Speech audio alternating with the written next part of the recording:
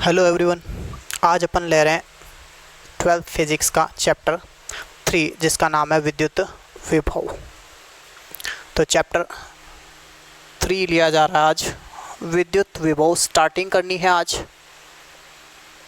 विद्युत विभव electric potential.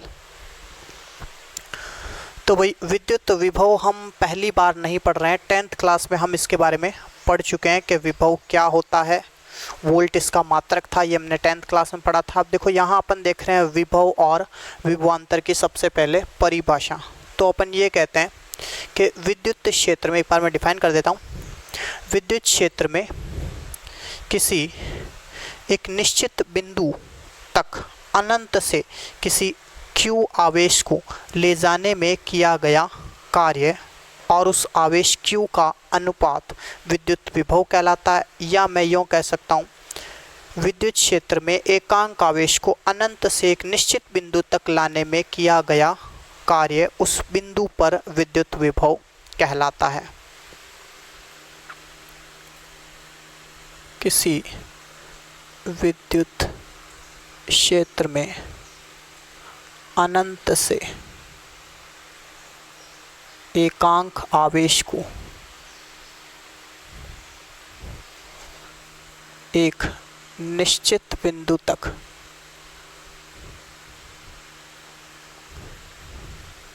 निश्चित बिंदु पर कह दो या बिंदु तक कह दो, किसी विद्युत क्षेत्र में अनंत से एकांक आवेश को एक निश्चित बिंदु पर लाने में किया गया कार्य उस बिंदु पर विद्युत विभव कहलाता है। विद्युत विभव कहलाता है। तो ये हुई विभव की परिभाषा जो हम पहले से ही जानते हैं, वापस मैंने रिपीट कर दी है। विभवांतर की भी परिभाषा मैं बता देता हूँ। ये तो हो गई विभव की। अब अपन देख रहे हैं विभवांतर की।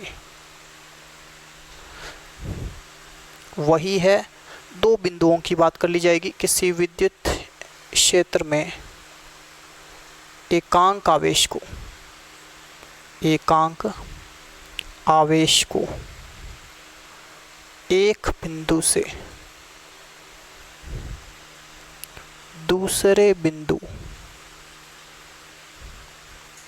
तक ले जाने में, कैरी करने में किया गया कार्य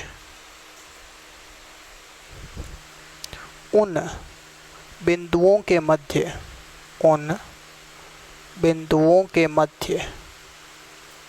विद्युत विभवांतर कहलाएगा।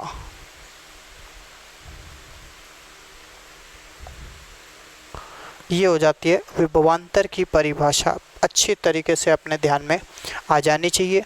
और विभव का सीधा सीधा सूत्र होता है V = W/Q। ये वो वर्क डन है जिसकी बात यहाँ की जा रही है, इस कार्य की।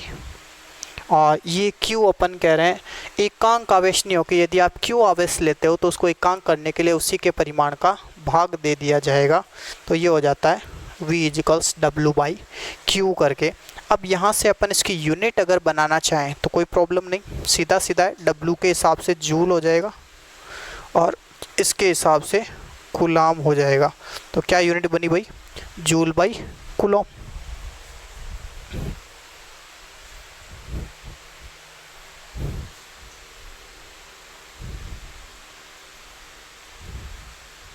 तो विभवांतर या विभव का मात्रक हो जाता है अपने जूल पर कूलॉम, जिसे हम क्या कहते हैं? वोल्ट कहते हैं। तो वोल्ट हो जाता है जूल प्रति कूलॉम। अब इसकी विमा वगैरह के बारे में बात कर लेते हैं अपन। देखो V = W/Q। अब W का डायमेंशन फॉर्मूला क्या है वो लिख लो। तो विमा हो जाएगी W की विमा बटे Q की विमा। W की हो गई m1L2 T-2/A1 T1 तो हो गई m1L2 T- ये -1 3 कर देगा इसको, और A-1। तो ये वोल्ट कह दो या विभव या विभवांतर कह दो, इसकी विमा हो जाती है। ठीक है भाई।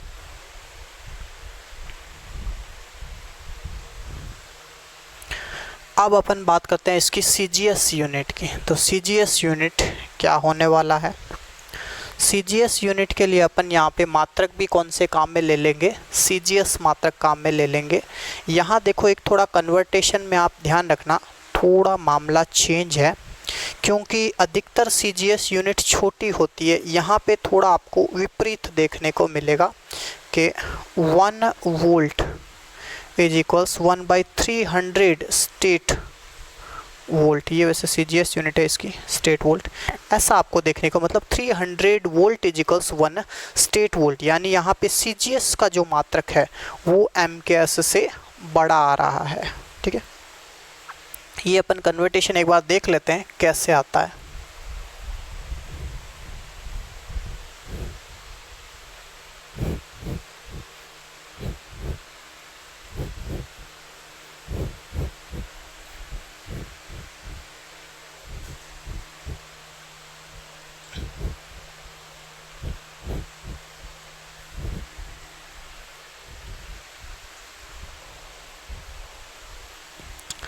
देखो 1 volt equals 1 joule upon 1 Coulomb.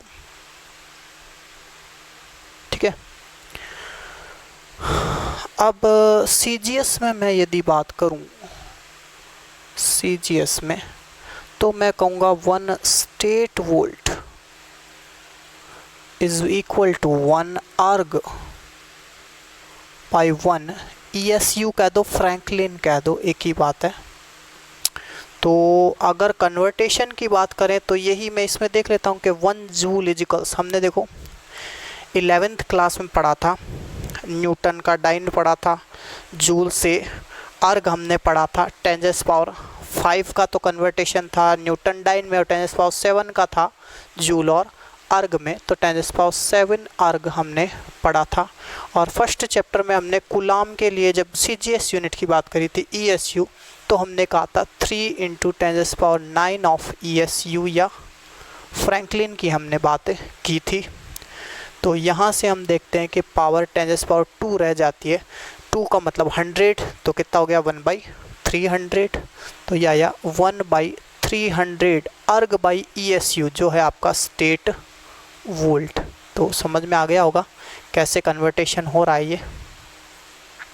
1 volt equals 1/300 of state volt, ये होता है विभवांतर का CGS मात्रक। इसके अलावा मिली, माइक्रो वगैरह वो भी लिए जा सकते हैं अनुलग्स के हिसाब से, उनमें आपको किसी तरह की कोई प्रॉब्लम नहीं आएगी समझने संबंधी और कन्वर्ट करने संबंधी। जैसे आपको पता ही है मिली क्या होता है, माइक्रो क्या होता है, नैनो क्या होता है, 10⁻³ -3 -6 -9 एंड so on।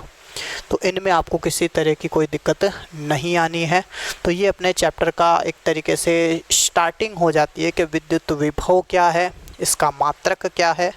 ठीक है भाई, अब अपन यहाँ पे एक थोड़ा सा बात कर लेते हैं विद्युत विभव और विद्युत क्षेत्र में संबंध की।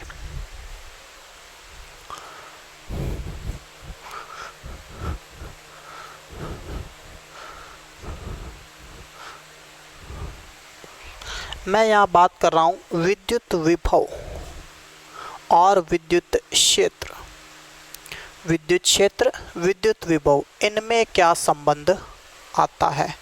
तो अपन ये कह सकते हैं कि विद्युत क्षेत्र E में एक Q आवेश को यदि अनंत से एक निश्चित बिंदु तक लाने में कोई W कार्य किया जाए तो विभव की परिभाषा से V बराबर आएगा भाई W/Q।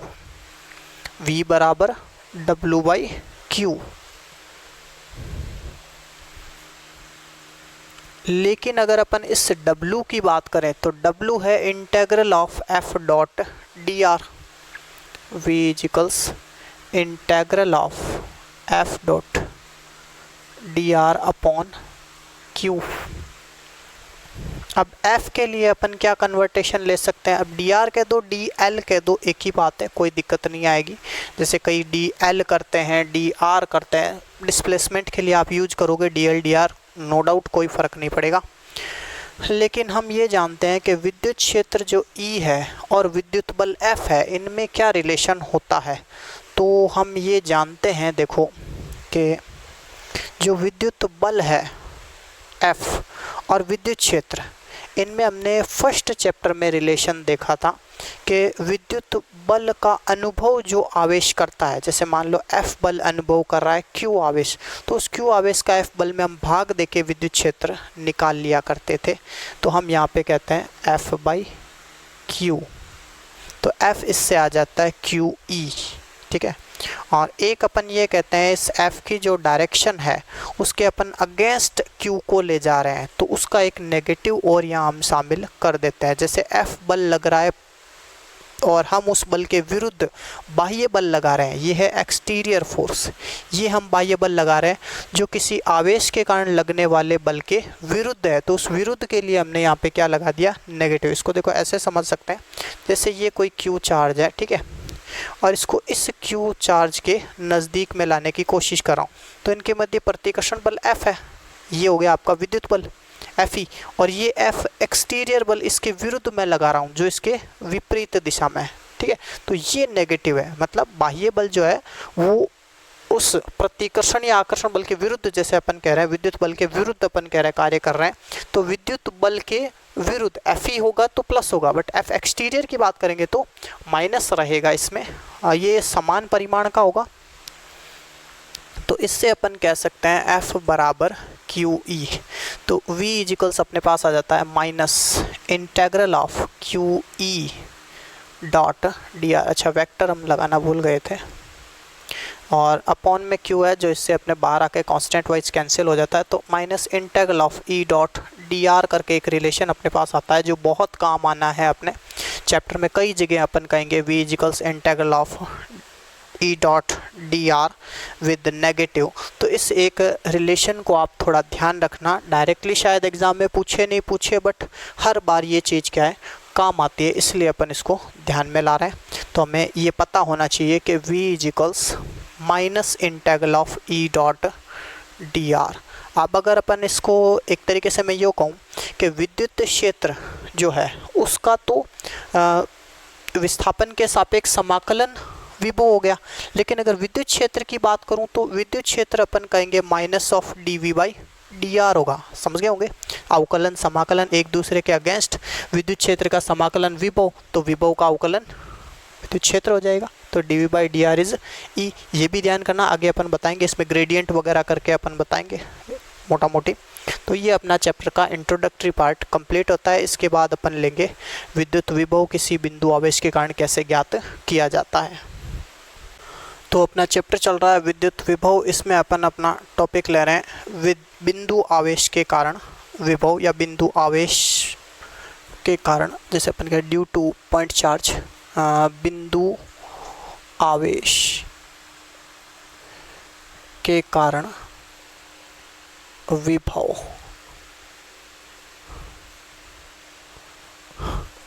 Potential due two point charge, बिंदु आवेश के कारण विभव। एक बिंदु आवेश अपने को लेना है, फिर एक परीक्षण बिंदु मानना है, उस पर अपने को विभव ज्ञात करना है। ध्यान करना, बिंदु आवेश वो है जिसके कारण आप किसी बिंदु पे विभव ज्ञात करने वाले हो। तो इसके लिए अपन एज्यूम कर लेते हैं एक कोई बिंदु आवेश, आप कैपिटल Q ले लो, स्मॉल q ले लो, कोई दिक्कत नहीं, मैंने स्मॉल q मान लिया। जैसे ये कोई बिंदु आवेश है, अब इसके कारण विभव ज्ञात करना है, तो आपको एक परीक्षण बिंदु लेना पड़ेगा जिस पर आप विभव ज्ञात करना चाह रहे हैं। तो मैंने जैसे बात कर लिया, यहाँ पे मैंने एक बिंदु बात कर लिया P, परीक्षण बिंदु जो इससे R डिस्टेंस पे, तो इस पर अपने को विभव की गणना करनी है। बिंदु आवेश Q, P वो बिंदु है परीक्षण जिसके ऊपर अपने को विभव की गणना करनी रहेगी। इस पर मैं कोई टेस्ट चार्ज Q0 इमेजिन कर लेता हूँ, जो लाया जाता है कहाँ से, इसकी परिभाषा हमने पढ़ी थी, अनंत से लाया जा रहा है इसको, ठीक है भाई। तो अनंत से एक निश्चित बिंदु तक विद्युत क्षेत्र में, विद्युत क्षेत्र इस बिंदु आवेश के कारण है, तो बिंदु आवेश के कारण विद्युत क्षेत्र में अनंत से P बिंदु तक Q0 परीक्षण आवेश को लाने में किया गया कार्य, और उस परीक्षण आवेश Q0 अगर ये एकांक है तो ठीक है, नहीं तो इसका आप भाग दे दो तो आपके पास क्या आ जाएगा, विभव आ जाएगा। तो यही काम अपन कर रहे हैं। इसके वैसे दो तरीके हैं, या तो आप जैसे मैं अभी पिछले भाग में अपन ने बताया था integral of E dot dr करके माइनस करके, वो आप यूज़ कर सकते हो, और या फिर आप फोर्स वाइज निकाल सकते हो। पहले आप V बराबर W/Q करो, W निकालो integral of F dot dr से, उससे।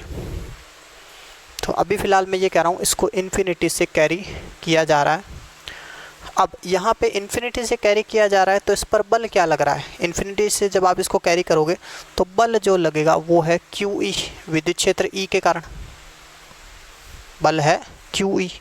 और या फिर आप कह सकते हो या के क्यू नॉट अपॉन, मान लीजिए मैं यहाँ की बात कर रहा हूँ जो x डिस्टेंस पर है, तो एक्स स्क्वायर, x ध्यान में आ गया होगा आपको, x ऐसे है देखो, यहाँ से यहाँ तक की दूरी जैसे मान लो मैंने x डिफाइन कर दिया, तो इस x दूरी पर स्थित जो ये बिंदु है, मान लो ये कल 5 अपन यहाँ मान लेते हैं ए बी, इसको ट्रैवल करा रहे हैं, तो यहाँ पे अपन कहेंगे जो बल लगेगा वो बल कितना है, या तो आप बोल दो क्यू ई, और या फिर अपन कह सकते हैं k q not upon r square, r क्या x कहना पड़ेगा अपने को, एक्स स्क्वायर। तो देखो भाई, अब v बराबर अपन जानते हैं W/Q होता है, ठीक है। देखो W/Q में अपन फॉर्मूले वाइज बोलते हैं, लेकिन यहाँ Q नहीं, क्या लिखा जाएगा Q नॉट, क्योंकि जो फील कर रहा है या जिसको अपन ट्रैवल करा रहे हैं उसके चार्ज अमाउंट का भाग दिया जाएगा, न कि जिसके कारण आपको विभव की गणना करनी है। ये थोड़ा कन्फ्यूजन हो सकता है, इसलिए आप बिल्कुल ये कन्फ्यूजन आप नहीं होने दें। अपन ये कह रहे हैं जिस चार्ज अमाउंट को आप ट्रैवल करा रहे हैं उस चार्ज अमाउंट का भाग दिया जाएगा। अब अपन W की बात करें तो W आपके पड़ रहा है इंटेग्रल ऑफ f डॉट, इसको मैं कह देता हूँ dx, अल्फ दूरी dx के हिसाब से, थीटा वीटा की कोई ज़्यादा प्रॉब्लम नहीं है, f dx cos आप 0 डिग्री करोगे, ठीक है, थीटा 0 है इसलिए, तो f dx cos 0 डिग्री कर दो भाई, 0 डिग्री। अब यहाँ पे f, जैसे मैंने अभी पीछे भाग में बात करी थी, दो तरह के बल है, ये तो है विद्युत बल, ठीक है, और हम एक बाह्य बल कौन सा लगा रहे हैं, एक्सटीरियर फोर्स लगा रहे हैं, तो एक्सटीरियर फोर्स कर दो यहाँ पे, एक्सटीरियर फोर्स। अब इस एक्सटीरियर फोर्स की अगर अपन बात करें तो इस बल के विरुद्ध आपको इसको ले जाना है, तो परिमाण में तो इतना होना चाहिए, लेकिन दिशा विपरीत है, ये इधर लगा रहा है, ये इधर लगेगा, तो अपने को माइनस के साथ इसको यूज करना पड़ेगा। तो हम कहेंगे भाई 1/Q not integral of minus k q not upon x square dx। अब लिमिट अपन कहेंगे इन्फिनिटी टू, अपने को कहाँ तक ले जाना है, p तक, तो इन्फिनिटी टू r, लिमिट क्या रख देंगे, इन्फिनिटी टू r, अनंत से r तक इसको ले जाना रहेगा। करते हैं चलो इसका समाकलन, क्यू नॉट तो अपना कैंसिल हो जाता है, ये वैसे ही कांस्टेंट है, और ये अपने पास आ जाता है v equals minus integral of के, अच्छा के क्यू तो वैसे ही कांस्टेंट पड़ रहा है, 1/x स्क्वायर रहेगा अंदर, तो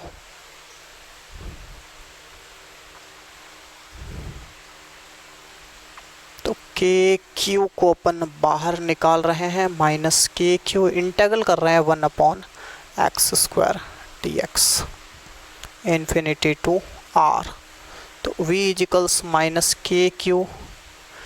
देखो 1/x स्क्वायर का इंटेग्रल कैसे करते हैं अपन, ध्यान में होगा, इंटेग्रल करना मतलब जितनी पावर है उसमें एक जोड़ के उसी से भाग दे दो। यहाँ पे x की कितनी पावर है 2, लेकिन ऊपर लोगे तो -2 आएगी, तो -2 में एक जोड़ेंगे तो -2 + 1 कितना हो गया, -1, तो x की पावर -1 करके आ जाएगा, और x की पावर -1 का मतलब 1/x, और -1 का ही भाग देंगे तो माइनस और आ जाएगा, तो यहाँ लिखेंगे माइनस का 1/x। देखो कैसे समाकलन किया, इधर बता देता हूँ, 1/x स्क्वायर है, इसको हमने क्या किया, पहले x की पावर -2 कर दिया। अब हम ये कह रहे हैं कि समाकलन क्या होगा, x की पावर -2 + 1, सॉरी x की पावर -2 + 1 अपॉन -2 + 1, तो ये हो गया x की पावर -1 अपॉन -1, x की पावर -1 को 1/x, और ये माइनस यहाँ पे आ गया।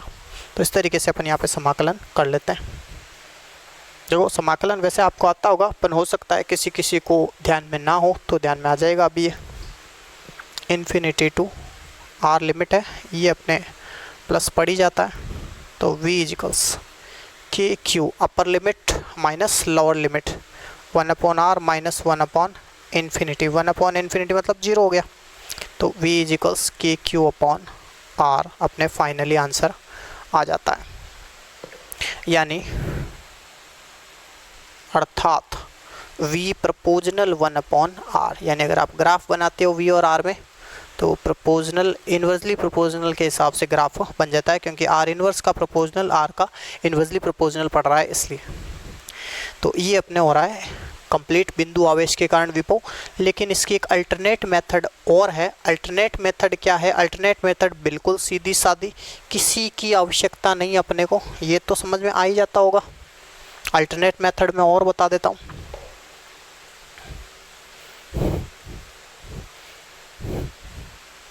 अल्टरनेट मेथड में अपने को करना ये है, हम जानते हैं कि v is equals minus integral of E dot D R कह दो, डी एक्स कह दो, नो प्रॉब्लम, डी एक्स कह देता हूँ मैं, चलो। और यहाँ लिमिट है अपना इन्फिनिटी टू आर, तो v is equals minus integral of ई अपन जानते हैं भाई k q upon x square, r ले तो आर स्क्वायर, एक्स हो तो एक्स स्क्वायर कर दो भाई, d x infinity to r. अब देखो वापस वही बात आ रही है, v is equals minus of k q integral of 1/x square d x infinity to r, same काम हो रहा है। तो इसका इंटेग्रल क्या होगा? -1/x, माइनस माइनस प्लस हो जाएगा, अपर लिमिट लोअर लिमिट रखोगे वापस क्या आ जाएगा? Minus k q by r. Same process है। इसमें क्या है, आपको ज़्यादा कुछ ये बल वल ज्ञात नहीं करने रहते हैं, इसलिए अल्टरनेट मेथड थोड़ी शॉर्ट मानी जाती है, ठीक है। अल्टरनेट मेथड या हिंदी में कहें तो वैकल्पिक विधि, ये पढ़ रही है अपने। तो v इज इक्वल्स के क्यू, अच्छा ये माइनस नहीं आएगा, प्लस हो जाएगा। प्लस कहाँ हुआ? इसका आप जब समाकलन करोगे तो -1/x आएगा, तो माइनस माइनस यहाँ से प्लस हो जाएंगे। Upper limit lower limit use करोगे के क्यू बाई आर, माइनस नहीं आएगा, प्लस ही आएगा के क्यू अपॉन आर, ठीक है भाई। ये हो रहा है अपने विभव बिंदु आवेश के कारण कंप्लीट।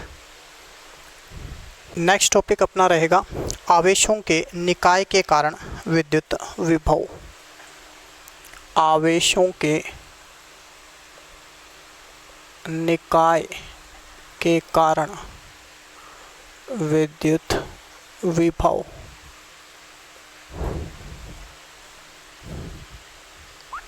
तो भाई आवेशों के निकाय के कारण विद्युत विभव कैसे ज्ञात करेंगे? बिल्कुल सिंपल है, कोई दिक्कत नहीं है। आप किसी एक बिंदु मान लिया मैंने Q0, ठीक है, इस पर अपन कह रहे हैं अलग अलग आवेश, जैसे ये Q1, ये Q2,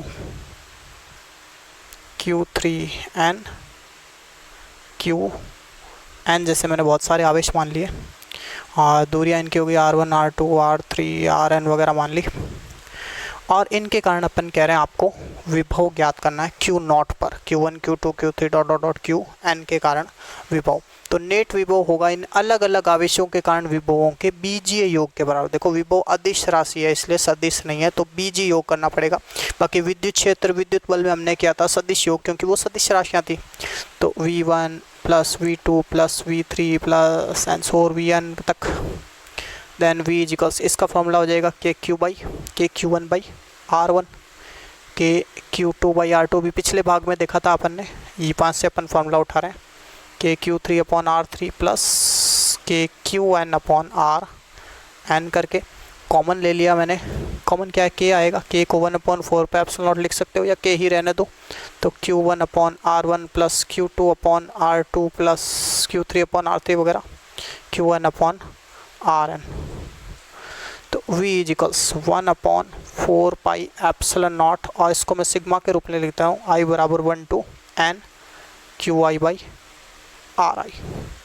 ये अपने कंप्लीट विभव हो जाता है।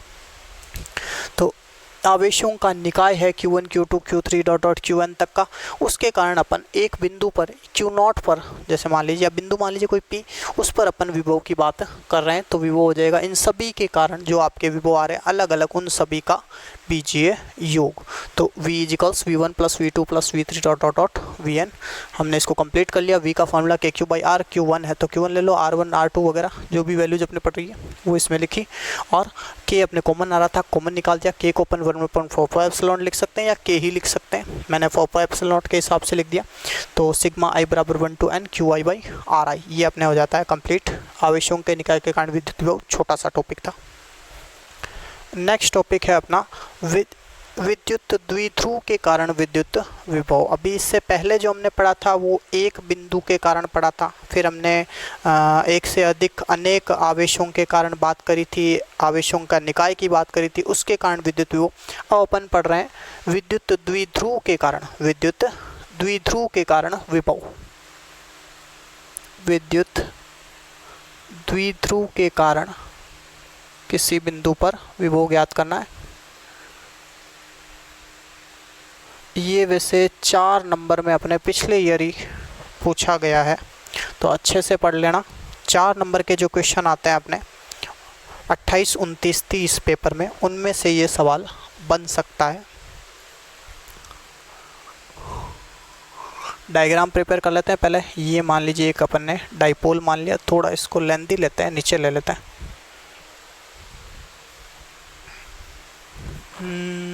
डायग्राम के लिए ये मान लिया अपन ने एक कोई विद्युत द्विध्रुव ए बी, ये इसका सेंटर O हो गया, ये डिस्टेंस D, ये डिस्टेंस D, टोटल 2D हो जाती है। और -Q + Q वाइज अपन इसको मान लेंगे, तो ये हो जाता है अपने -Q चार्ज और ये हो जाता है अपने +Q चार्ज। अब इसके कारण मान लीजिए यहाँ पे कोई एक बिंदु P है, इस पर मैं ज्ञात कराऊँ विभव, रिप्लेस कर देते हैं।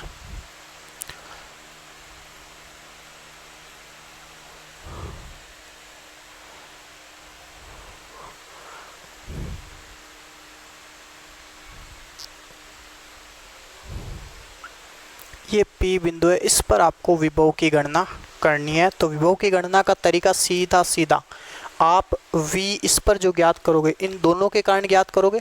तो इसके कारण विभव, जैसे मान लो इसके कारण V1 कह दिया, इसके कारण V2 कह दिया, तो उन दोनों का आप बीजीय योग कर देंगे। तो P पर विभव, थोड़ा ऊपर लिख देता हूँ, P पर विभव क्या होगा, -Q के कारण और +Q के कारण जो विभव है उनका बीजीय योग। तो V टोटल बराबर V1 + V2। तो V बराबर, V1 क्या है, ये -Q के कारण, तो -KQ/, अच्छा इनको दूरियों को भी नाम दे देते हैं अपन, ये R1, ये R2 और ये कोई R। तो -KQ/R1 और इधर हो गई +KQ/R2। कॉमन ले लेते हैं KQ, तो आ गया अंदर 1/R2 - 1/R1। एलसीएम ले लो, के हल कर लो इसको। तो KQ R1 R2 R1 - R2, यहाँ तक अपन इसको इक्वेशन 1 देके छोड़ देते हैं। अब अपने को R1 और R2 ज्ञात करना है। तो देखो R1 R2 ज्ञात करने के लिए अपन क्या करते हैं, यहाँ इस बिंदु से इन पर लंब डाल देते हैं, ऐसे नाम दे दो कोई MN, ये मैंने इस पे लंब डाल दिए। तो BM और ON, BM लंब है OP पे और ON लंब है AP पे। तो इस तरीके से अपन ने नॉर्मल्स क्रिएट कर दिए इनके ऊपर। बात ये है नेक्स्ट कि अपने को यहाँ पे थोड़ी सी ट्रिग्नोमेट्री यूज करनी पड़ेगी। देखो यहाँ से जैसे मैंने बात कर ली इसमें एंगल की, तो एंगल अपन जैसे मान लो ये दे दिया इसको कोई थीटा, तो ये एंगल भी थीटा होगा। क्यों? क्योंकि हमने कहा कि ये जो D दूरी है ये अल्प है, अत्यल्प है। D दूरी अत्यल्प है, इस कारण हम कह रहे हैं कि ये थीटा है तो ये भी थीटा होगा। हालांकि ये थीटा है तो ये थीटा से थोड़ा कम पड़ता है, लेकिन अपन डिस्टेंस क्या ले ली, बहुत कम ले ली, यानी ये 2D जो है इस R की तुलना में बहुत कम है, इसीलिए ये थीटा है तो ये भी थीटा लिया जाएगा। अब इसमें अपन ट्रिग्नोमेट्री लगा देते हैं। इससे ट्राइंगल की बात कर रहा हूँ मैं, तो ट्राइंगल में कोस थीटा अगर आप बताओगे तो कोस थीटा होता है आधार बटे कर्ण।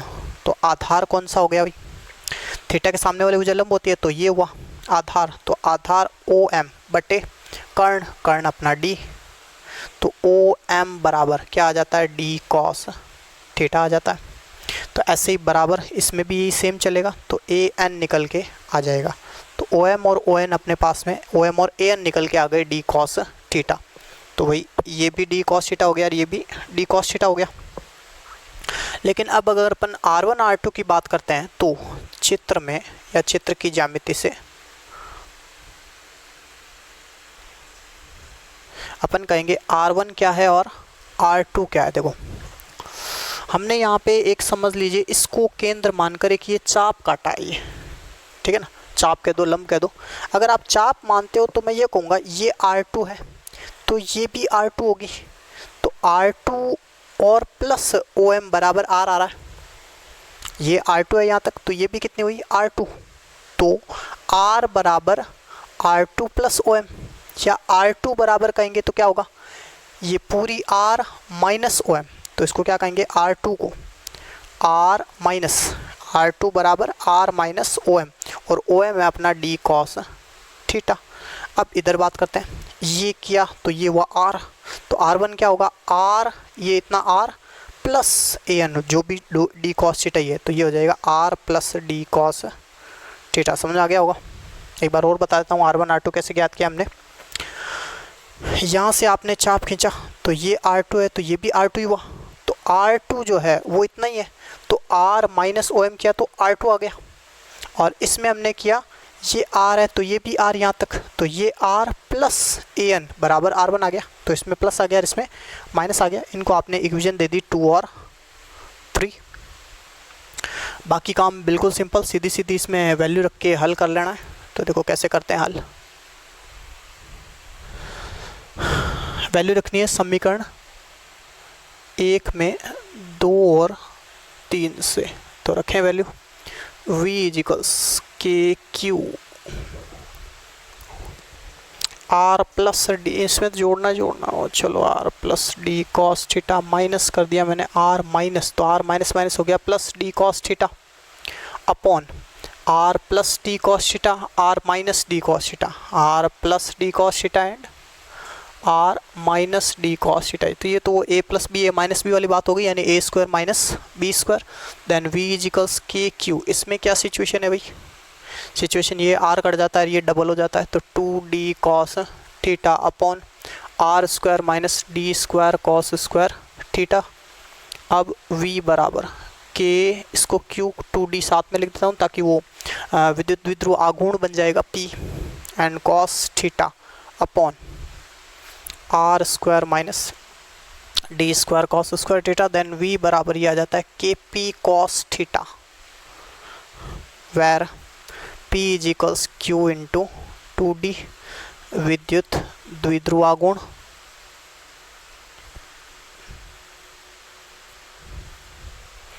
तो k p cos theta upon R square minus d square cos square theta. इसको आप नेग्लिजिबल मान सकते हैं क्योंकि R is so greater than D, R is so greater than D। ये जो डिस्टेंस है R वो D की तुलना में बहुत ज़्यादा है, तो आप इसको क्या मान सकते हो, नगण्य मान सकते हो। तो ये आ जाएगा v बराबर के p cos theta upon R square. या तो इस तरीके से कर लो, और या अपन ये कर सकते हैं कि v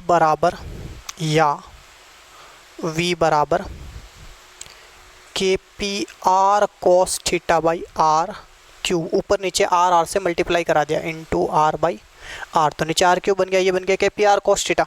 तो इसको लिख सकते हैं सदिश रूप में, कि हालांकि v तो अदिश है बट यहाँ सदिश जो अदिश गुणनफल के रूप में है वो लिखा जा सकता, सॉरी कॉस थीटा नहीं आएगा, अपॉन R क्यूब, यानी p वेक्टर और r वेक्टर का आप डॉट प्रोडक्ट बता रहे हैं इसमें, तो k p vector dot r vector upon r cube इस रूप में भी लिखा जा सकता है। तो यहाँ हम देखते हैं कि v जो है वो क्या आ रहा है, k p cos theta by r square आ रहा है, या अपन कहते हैं k p dot r, k p vector dot r vector upon r cube करके आ रहा है। तो इन दोनों फॉर्मेट में इसको लिखा जा सकता है। तो ये होता है अपने विद्युत द्विध्रुव के कारण विभव कंप्लीट।